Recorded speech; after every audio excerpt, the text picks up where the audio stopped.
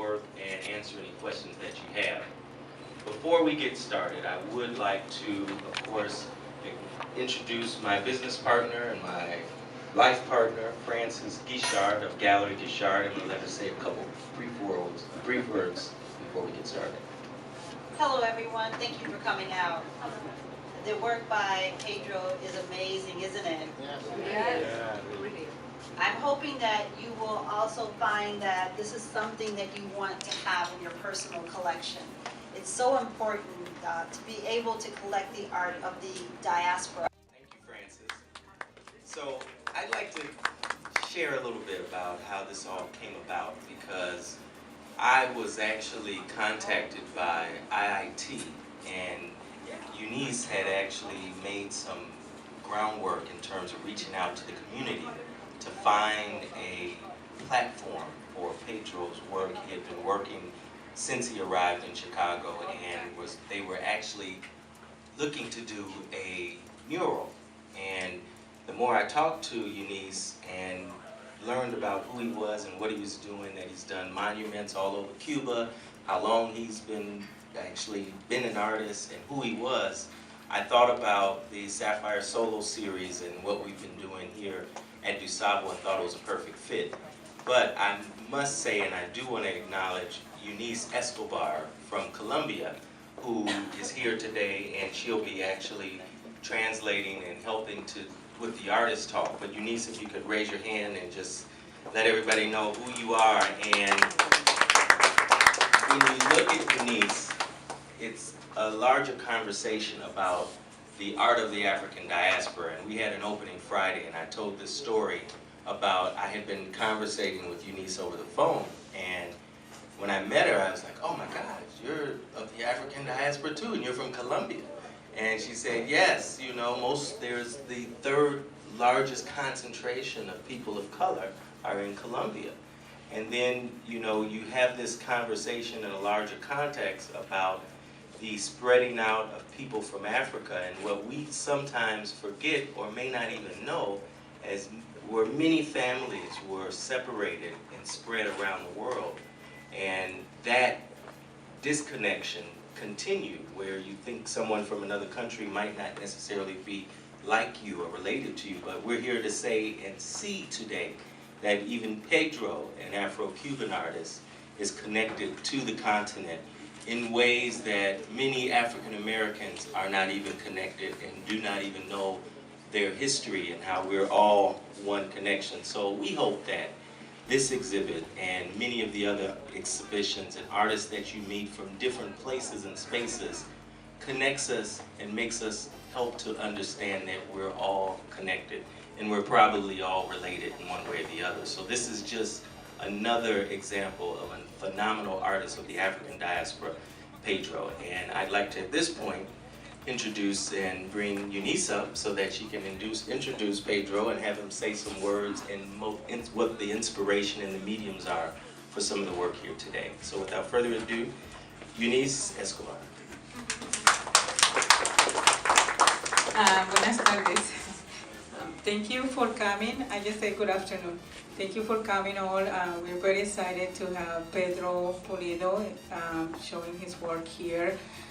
Thank you to Mr. Guichard that actually believe in a person with a heavy accent. He sometimes had to say, excuse me, can you say that again? But he gave us the opportunity to meet and to be able to show him Mr. Pedro Pulido's work, and here we are. This is our first intent. We have been trying very hard to come to the African American community and have that connection one-to-one, as Mr. Guichard mentioned it. We are all the same family.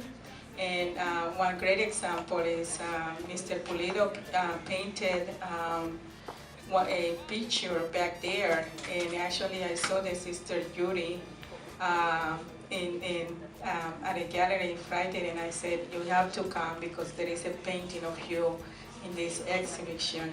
And he had never seen her, but I bet you he has seen many faces that look like her in Cuba. So I just wanted to reinforce that we all are family and that our brothers and sisters from Colombia and from Cuba are really very interested and have this connection with everybody here in the USA. So now I want to introduce Mr. Pedro Pulido. Actually, how I met Pedro is through Acela Diaz. She's a very well-known Cuban artist. Acela, come on here. And what I said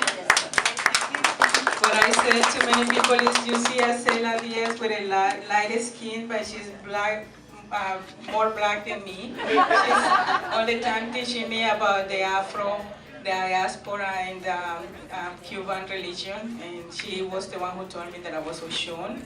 She painted a Oshun beautiful painting for me, so I'm learning through her a lot.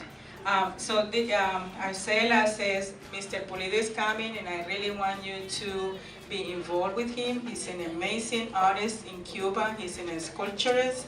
He has done amazing work in Cuba. So I actually met Mr. Pulido through Acela, and her had an idea of having this amazing mural to donate to the African American community.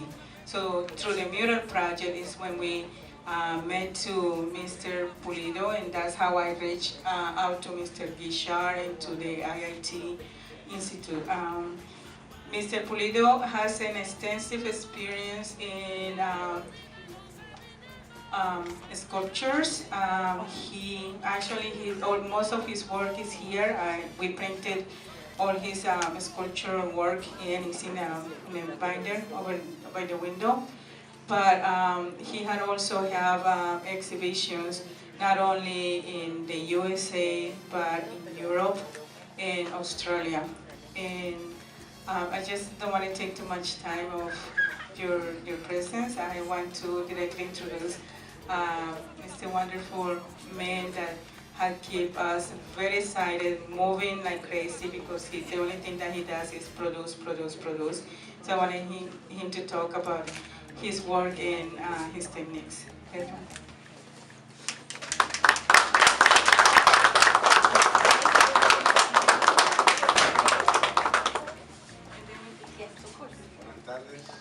Muchas gracias por estar acá. Muchas gracias a los directivos de esta institución, de este museo, y a Guichard por esta invitación, que me congratula mucho, porque extiende los lazos de amistad y hermandad entre los pueblos. Good afternoon. Thank you so much to the management of this museum. Thank you, all of you. Thank you, Mr. Guichard, and thank you for the opportunity for us to create a space for reinforcing the links and the links between the countries and the people of Cuba, United States, and the diaspora in general. En esta oportunidad yo he llegado a Estados Unidos para hacer un proyecto interactivo con la comunidad en Baltimore, y después vine a Chicago y como debía permanecer un periodo de tiempo alrededor de 3 meses, me inquietó mucho la experiencia de la conexión entre las personas. I came to do an interactive community work in Baltimore and then in Chicago.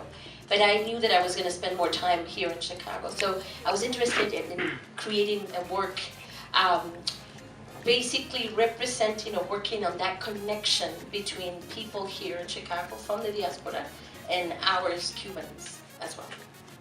Este proyecto que le decía anteriormente de Baltimore se llama Afro-Imagina Acción. Tenía el propósito de, como decía anteriormente, con miembros de la comunidad, interactuar a partir de una experiencia de conocimiento sobre nuestras raíces, sobre nuestros orígenes africanos, de qué manera han influido en nuestras culturas, de qué manera estamos aquí, del modo en que estamos. Y este proyecto devino en exposición de más de 100 obras en alrededor de 3 meses. Esta es la expresión más amplia, porque aquí hay alrededor de 45 obras. Afro-imaginación. So the purpose of the initial work that I came to do in Baltimore was a community effort with people from the community. And the name and the concept of that work was Afro-Imagining action. So it was basically based on how was affected that the rooted of the Afro heritage within the people of that community, and how affected us who came from another diaspora, in this case from Cuba, and how was to be placed in the paintings and the masters that I created.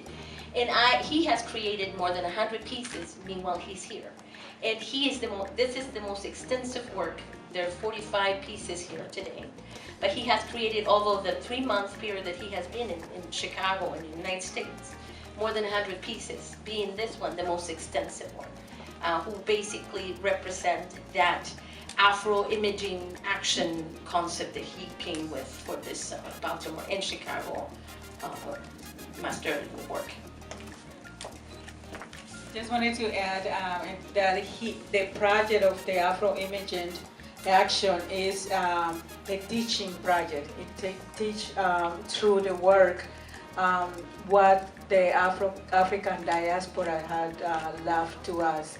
It teaches us about the African history and goddess and the power of the African diaspora in our lives. It teaches our history. Entonces, sencillamente, en el caso ya de la experiencia en Chicago, a partir de, como decía anteriormente, de este contacto con las personas, retomando la imagen de afro-imaginación, pues sencillamente a través de la abstracción, la palabra afro-imaginación se asemeja un poco a la cosa del taller, pero específicamente esto que están viendo acá, su denominación es astral, imagina, acción. ¿Okay? Nos remite un poco a la palabra abstracción, pero en realidad es lo astral, es decir, lo elevado, el cielo, la historia, los ancestros.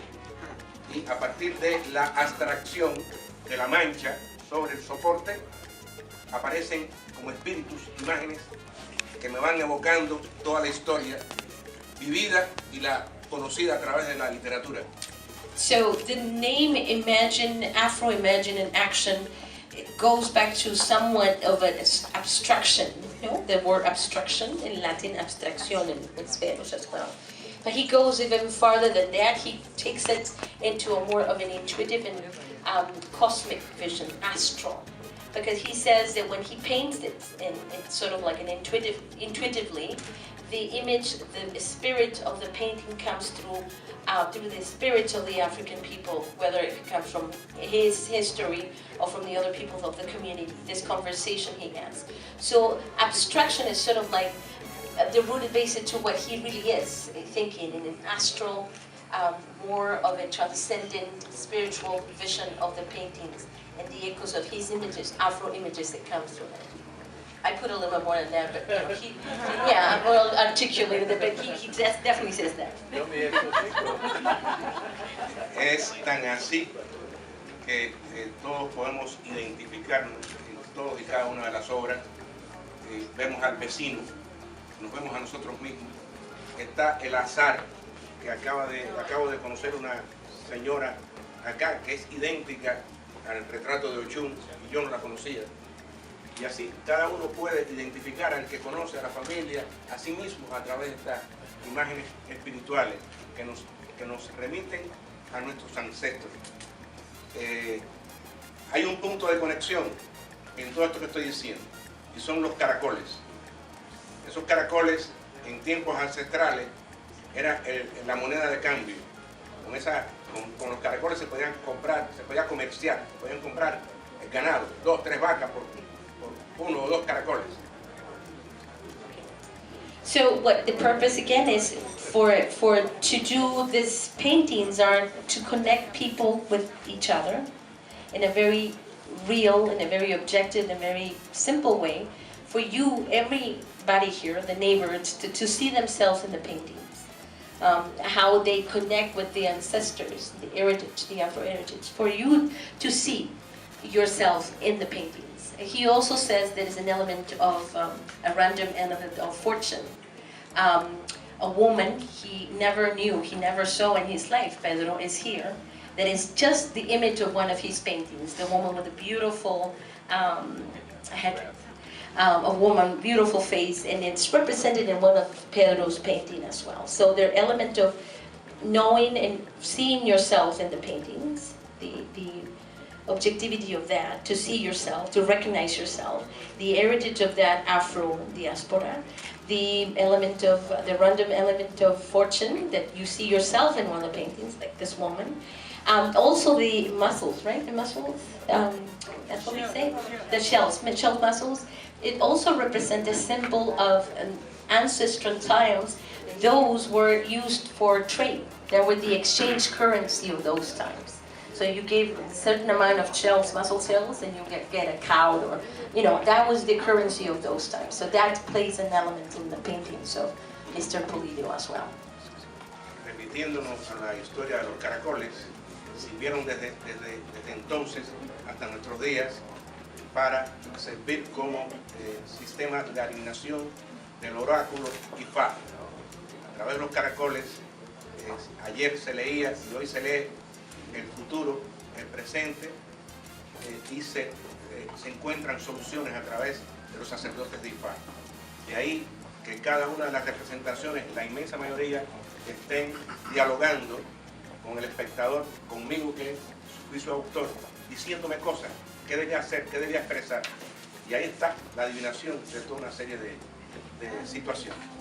So the shells and muscles as well, besides being the currency exchange of those ancestral times, were also used to read your fortune. And so it was done in those times, and it's still done, especially in Cuba, for instance. You throw the caracoles, the shells, mussels, and you see the future. And he says he, being the author, the creator, it's like this dialogue he has with the paintings in terms of what the painting is saying in terms of the future, and what it will say to all of you when you see his paintings.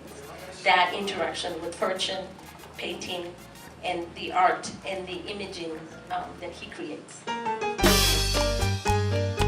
A Cuba, esto es para toda la gente de mi tierra.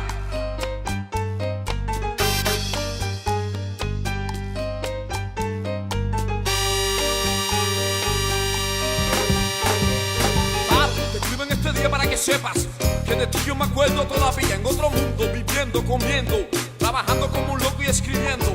Aunque lejos estemos tú y yo, siempre unido estará nuestro amor, Padre, y como siempre extrañando a mi cultura, a mi familia y a mi gente. Dime, hijo mío, ¿dónde te has ido? Ahora, ¿dónde tú te has metido?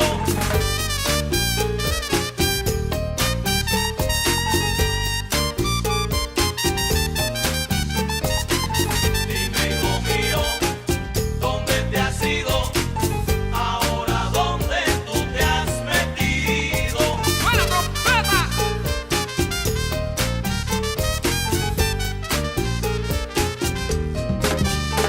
Muere Cuba lavando, fregando, cargando el agua de otro vecindario. Cada mañana en la cocina inventando como si trabajase en un laboratorio sin descanso. No entiendo esa filosofía de que el dinero no es todo en la vida. Es prescindible, es necesario. Si no, no puedes hacer compra en el mercado.